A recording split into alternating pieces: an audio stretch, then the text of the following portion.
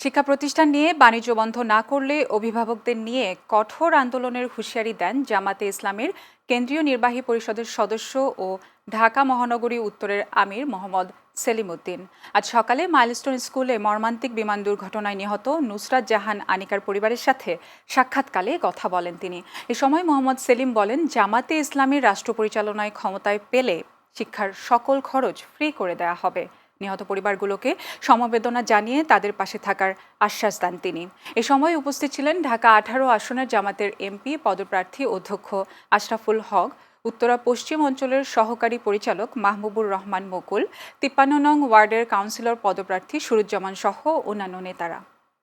এইসব কোচিং বাণিজ্য, বিশেষ করে কেউ যদি কোচিং করাইতে চায় তার বাসায় নিয়ে করাবে, বা সে অন্য কোনো স্যারের সাথে করাইতে চায় সে করাবে। আপনারা স্কুলে পড়াইলেন কয়েক ঘন্টা, আবার কয়েক ঘন্টা বাধ্যতামূলক বসিয়া প্রেমের গল্প করেন বসে বসিয়া, পড়ানোর নামে ফাইজলামি, এগুলো বন্ধ করতে হবে। না হলে আমরা ঢাকা শহরের গার্জিয়ানরা একত্রিত হয়ে ওই পতিত স্বৈরাচারের আপাকে ফিরিয়ে আনার জন্য না, আপনাদেরকে শিক্ষা দেওয়ার জন্য, শিক্ষার নামে বাণিজ্য বন্ধ করার জন্য যা করা লাগে আমি ঘোষণা দিচ্ছি, আমার নেতৃত্বে ঢাকায় আমরা নাম।